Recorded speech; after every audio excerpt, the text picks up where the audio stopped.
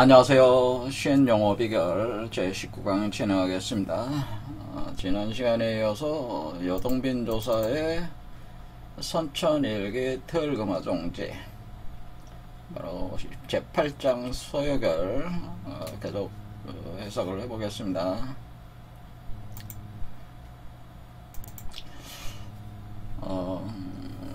특일금화종지에서는 수행의 가장 중요한 행법 중에 하나를 정극, 그러니까 고요함의 극치에 이르게 하는 방법, 이런 방법을 통해서 득도를 할 수 있다라고 하는 정극이라고 그래서 요게 이제는 고요할 정자거든요. 고요할 정자. 그런데 이 고요할 정자에 여기 옆에 보면은 싸울 쟁자가 붙어 있어요. 그러니까 그냥 고요한 게 아니고 동적 평형 상태를 뜻한다고 하는 거죠. 동적 평형 상태. 그냥 멈춘 상태가 아니라 동적으로 움직이는데 그것이 그 팽팽한 균형을 유지하면서 평형 상태에 도달해 있는 상태를 정극이다라고 하는, 극치에 이른다, 정극. 그래서 마음을 고요한 극치로 머물게 하는 방식, 그러니까 마음을 고요한 극치, 정극에 이르게 한다 하는데, 그런데 우리가 보통 지난 시간에도 봤지만 우리가 여러분의 감각기관이 활성화가 되면 사물을 이렇게 감각기관으로 이렇게 인식을 하게 될 때, 그때 여러분들이 그 사물에 마음이 끌려가서 사물과 사물에 의해서 끌려가면서 욕망이 발동해서 끌려가는 거죠. 끌려가면서 어떤 사물의 노예가 돼 버린다, 노예가 되는 현상이 있는데, 이런 것은 일종의 천성의 작용이 아니고 일종의 사심에 의한 성적 작용이다. 그래서 이건 성욕이라고 표현을 하는, 성욕. 그러니까 우리가 성욕이라고 할 때 보통 남성인과 여성 사이의 어떤 성적인 욕망을 얘기하는데, 여기서 그런 의미로 성욕을 쓰고 있는 게 아니고, 이렇게 어떤 사물에 마음이 동해서 이렇게 어떤 움직일 때, 마음이 동하고 몸이 동할 때, 사물에 마음이 감하여, 그러니까 이게 감흥이 돼서 감흥하여 움직이고, 몸이 움직일 때, 이럴 때는 이런 것을 성욕이라고 하는 거죠. 그러니까 이게 이런 것도 성욕이라고 하는 거죠. 그러니까 어떤 이성체를 보고 하는 것만 성욕이 아니라 이렇게 사물에 감흥이 돼서 마음이 욕망으로 움직이는 현상들, 이런 것들도 성욕이다라고 그러죠. 그런데 이런 성욕, 이렇게 감흥하여 움직이는 이 성욕이 발동한 상태, 이것은 노예의 상태인데, 노예 상태로부터 이 감흥이 없는 상태, 그러니까 사물을 봐도 감흥이 없는 상태가 됐을 때 그것을 천동, 하늘이 움직이는 것이다. 그러니까 이것이 정극에 이르면은 바로 하늘이 움직인다고 하는 거죠.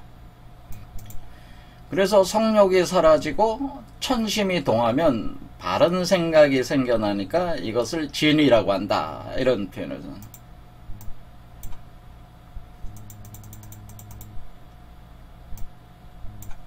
자, 성욕이 사라지고 천심이 동하면, 그러니까 성욕, 사물에 응하여 감흥하여 마음이 움직일 때 그것이 성욕이 되고, 이제는 몸으로 움직이게 되는데, 그것이 정극으로 들어가서 고요하게 들어가서 고요한 상태에 도달했을 때 성욕이 사라진다.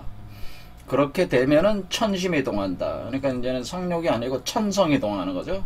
천성, 근원적인 하늘의 마음이 동하게 되니까, 동하면 바른 생각이 그때 생겨난다. 정념이 생겨나고, 이것이 참된 의지로 발동이 된다, 이렇게 하는 거죠. 그러니까 이게 정극 상태에 도달해야지 천심이 동하는 거니까 정극에 먼저 도달을 해야 된다. 그래서 우리가 수련을 할 때에 아주 고요하게 마음을 이제는 잠잠하게 만드는 극치로 들어가면은 이런 천심이 발동한다 그런 의미입니다. 자, 그 다음 보면은 이렇게 고요한 상태로 흩어짐 없이 한 곳에 크게 머물러 있노라면 이렇게 정극된 상태, 이것을 적연 또는 정멸 이렇게 또 부르는, 우리가 그 불교에 보면은 정멸이라는 표현을 쓰잖아요. 적연 또는 정멸, 그러니까 완전히 고요하게 들어가서 모든 마음의 일어남이 다 소멸된 상태, 그것이 그렇게 한 곳에 머물러 움직이면 천심이 동하니까 그때 하늘의 깃틀이 갑자기 움직인다. 이렇게 해서 그것을 적연대정중 이 청기 홀동 이렇게 표현을 해요. 이것이 바로 무의위위다. 그래서 이렇게 되는 것이, 이런 방식으로 진행되는 것이 무의위위. 그래서 이런 것이 바로 무의다라고. 무의위. 그래서 우리가 무의자연, 그러니까 무의자연 또는 무의자연, 무의이화 뭐 이런 말을 많이 쓰잖아요. 바로 이게 같은 얘기죠. 무의위, 무의자연, 무의이화. 그러니까 우리가 우리 자신의 마음을 고요한 정극 상태로 들어가게 되면은 천심이 움직이면서 청기가 발동을, 그 하늘의 깃틀이 발동을 이렇게 할 때에 그것이 그 무의와 상태, 그러니까 무의위 상태, 무의자연 상태, 이것이 무국대도 상태로는 대도 상태로 이렇게 가는 게 같은 얘기들이다라고 하는. 그러면서 이제 뒤에 이제 구절들이 설명하는 것이, 그러면은 이 맨 처음에 소요교를 시작할 때 하나의 그 시가 있었잖아요. 그 시에 대해서 또 이제는 해설을 하게 되는데, 뭐냐면은 여기에 그 6월 아간 백설비, 그러니까 6월에 하얀 눈이 날리는 것을 보게 되고, 삼경, 그러니까 밤 12시, 그러니까 밤 11시부터 1시 사이, 삼경은 밤 12시, 11시부터 1시 사이다. 이렇게 보면, 그 삼경에 또 뭐냐면은 그 어떤 그 수레바퀴가 돌게 되는데, 붉은 수레바퀴가 도는 것을 보게 된다. 이런 표현이 있는데 이것이 무슨 뜻이냐 이렇게 해석을 하는데, 자, 우리가 6월이라고 하는 것은 바로 리괴다. 6월이라고 하는 것은 리괴다. 그렇게 하면 6월은 리괴요. 그렇죠? 그리고 오행으로는 불이다. 제가 이걸 불이라고 그랬죠. 불이고, 또 흰눈이 날린다는 것은 리괴 가운데 있는 음요에 해당된다. 그러니까 요 안에 있는 음요가 흰눈이 날린다는 의미다. 그리고 이전 상태에서 참된 의미, 그 본래 자리에 있던 상태인 공개로 되돌아가려고 하는 것이다. 그래서 제가 말씀드리기를, 이 리괴가 발동을 하면서 감개가 여러분 아래쪽에 있을 때 이렇게 빛이, 불이니까, 이게 불이니까 빛이 광이 내려와서 이거와 합할 때 이 양효와 요 양효가 두 개와 하나가 합해서 건개가 되고, 그렇죠? 건개가 되고, 그 다음에 이 음요, 안쪽에 있는 음요와 요 감개 음요가 합해서 곤개가 된다. 이렇게 설명을 해가지고, 이렇게 됐을 때 이걸 지천태라고 한다. 그러니까 하늘 속에, 그러니까 땅 속에 하늘이 들어와 있는 형태가 된다. 그러니까 이게 천군 월굴 상태에 들어가게 된다. 이렇게 설명을 했는데, 바로 여기서 말하는 그 리괴 가운데 있는 음요에 해당되고, 이것이 본래의 공개로 되돌아간다. 이 공개가 된다는 거죠. 요 음요는 아래에 있는 음요 두 개와 합해서 공개로 가고, 양효는 요 감개 가운데 양효 합해서 건개로 간다. 이런 걸 지금 설명을 하고 있는 겁니다. 그래서 이것이 바로 요 흰눈이 날린다고 하는 것은 바로 곤개로 돌아가는 그런 현상인데, 이럴 때에 우리가 그 곤개 안에, 곤은 땅이잖아요. 그러니까 땅 속에, 땅에 이제는 땅 속에 이 금들이 묻혀 있으니까 그 금들이 형성이 돼서 이렇게 구성되는 현상을 제가 그걸 백설이라고 그랬어요. 우리가 금색, 하얀 금, 그러니까 하얀 그 금색들, 금색, 우리가 이제는 가을 기온을 흰색이라고 하고 금기운이라고 하는데, 금기운들, 그러니까 땅속에 있는 금기운들이 형성이 돼서 흩날리는 현상을 보게 되는 그런 걸로 이제 말씀을 드리는데, 그런 개념이죠. 그러니까 땅속에 금기운들이 흩날리는 것이다 라고. 자, 그런 얘기고, 그 다음에 한밤중이라고 하는 표현은 감개다 이거죠. 감개. 한밤중은 요 감개다. 왜냐면은 여기는 한밤중, 여기가 자시니까, 자시가 바로 삼경이란 말이에요. 자시가 삼경이니까 삼경자시에 감개고, 오행으로는 물이다. 이건 물이라고 그랬죠. 물이니까 둥근 해라는 것은 요 바로 감개 안에 있는 양요다라고.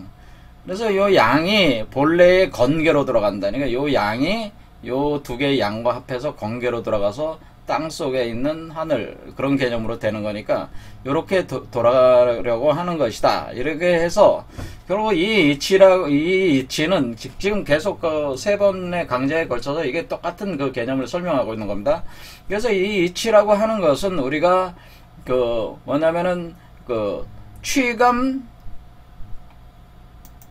요것이 이제는 감리교구라고 하기도 하고, 취감 전리. 그래서 그 감을 취해서, 이렇게 여기는 리가 감을 취해서 요 안에 있는, 여기가 지금 비어있는, 요게 그 음이오니까 여기가 비어있는 거라면 여기를 메꾸는 것이다. 리계에 요 구멍을 메꾸는 것이다. 그러면은 건개가 된다. 이것이 바로 취감 전리 현상이다. 이런 표현이네.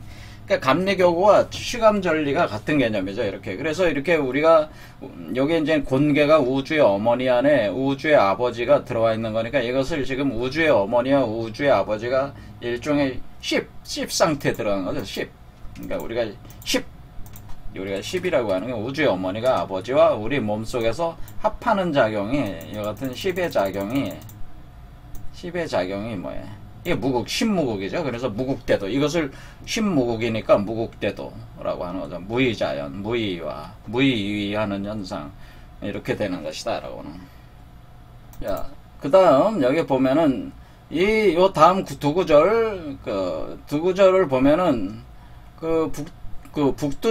다음 두 구절은 북두칠성의 자루의 작용, 그러니까 북두칠성의 작용.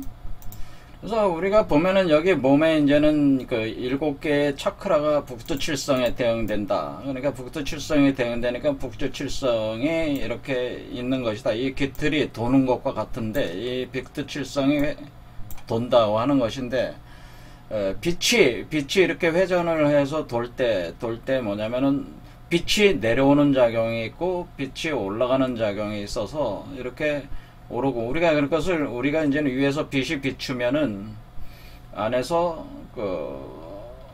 여기 여러분의 몸 아래가 기의 바다이기 때문에 물이 끓어오르면서 태풍의 눈처럼 형성이 되면서, 여기 태풍의 눈은 비어 있잖아요. 가운데가 비어 있는 상태로 올라오면서 이렇게 구름이 형성되는 주천하오 하면서 수성화강하는 현상이 발생을 할 때, 이때 빛이 내려오는 이런 작용이 있었고, 이렇게 올라가는 작용을 이렇게 할 때 이렇게 빛이 또 따라서 올라간다고 하는 거죠. 이렇게 따라 올라갈 때에 내려오고 따라 올라간다. 이게 북두칠성의 자루의 작용이라고 하는 거죠. 이게 빛이 돌 때 올라가고 내려가게 되는 완전한 깃틀, 이것이 바로 북두칠성이다. 그것을 그러니까 요 7개 차크라를 지금 어떻게 표현한 거냐면은 7개 차크라가 7개 성, 7개 차크라가 7개 별로 표현을 해준 거죠. 그러니까 우리 동양역 이 선도에서는 차크라라는 표현을 안 쓰고 7개 별에서 북두칠성이라는 말을 썼다는 거죠. 그러니까 우리가 7차크라 이렇게 안 쓰고 북두칠성 이렇게 썼다. 그러니까 우리는 여기서 북두칠성이라고 하면은 요게 7개 차크라를 얘기하는 거구나, 이렇게 이해하면 된다는 거죠.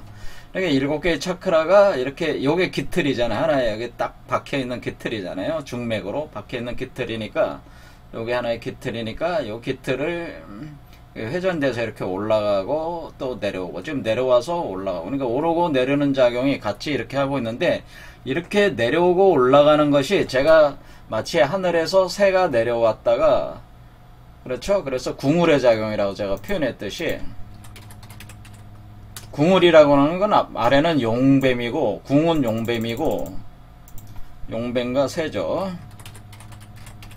봉황이다 이렇게 볼 때에 봉황이 하늘에 있는 새가 땅으로 내려오는 그 하늘의 새가 땅으로 내려오는 몸속으로 들어오는 것이 바람이요. 바람을 일으키면서 내려올 거 아니에요. 새가 날개짓을 하면서 또 올라갈 때도 바람을 그 날개짓을 하면서 올라가는 거니까 바람을 몰고 내려오고 바람을 몰고 올라가는 그래서 이런 봉황이 하는 이 바람 우리가 원래 이 풍이라고 하는 바람풍 할 때 이 풍은 원래 그 봉황을 상징하는 봉자에서 이 봉자에서 온 거예요. 우리가 봉황할 때 봉자를 쓰거든요. 여기 뭐 세조자가 들어있지 않아요. 그런데 이것이 이런 풍이 된 거예요. 근데 요 풍 안에는 요게 뭐가 들어갔냐면 요게 뱀을 뜻하는 뱀이 또아리를 튼 뱀을 뜻한단 말이에요. 풍자는 요거는 요 안에 뭐가 돼? 새가 있잖아요. 요 양쪽에 요거는 새 날개를 뜻하는 거예요. 양쪽에. 그러니까 이게 나는 뱀이란 뜻이죠. 지금 여기는 우리가 여기까지는 나는 뱀이잖아요. 여기 공간이. 그러니까 나는 뱀. 그러니까 내려왔다가 봉황으로 그러니까 원래 이게 같은 개념이라는 거죠. 이게 풍과 봉은 같은 개념이다. 그래서 그 새가 내려왔다가 뱀 알로 들어가서 뱀 알에서 형성되면서 또 이렇게 그 새가 올라가는 개념이니까 쭉 올라가는 개념이다. 그러니까 이것이 내려오고 올라가는 이것을 가리켜서 요렇게 두 마리 뱀이 꼬여 올라가는 요 두 마리 뱀이 꼬여 올라가는 요런 형상을 손이다 이렇게 하는 거. 자, 자, 여러분이 쫙 보면 알겠지만은, 요 손이 여기 뱀사자가 두 개 들어가 있잖아요. 그러니까 두 마리 뱀이, 이거 공짜야. 함께 공짜야. 그러니까 함께 있는 것. 두 마리 뱀이 함께 있는 상태가 손이야. 그러니까 요 과정이 지금 손이라고 하는 거죠. 그러니까 이 과정이 손인데, 손은 손풍. 이거는 풍이야, 풍.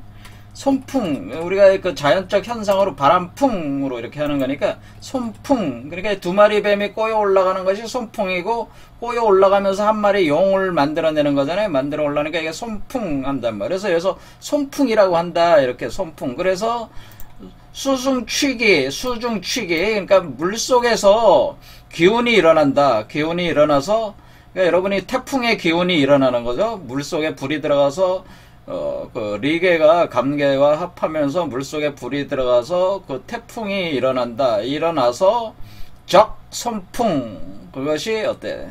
쌓여가지고 이렇게 그 올라간다. 이렇게 그 손풍으로 올라간다 할 때 여기 손풍이라는 의미예요. 손풍. 요게 이제 요 구절이다 그런 의미라는 거죠.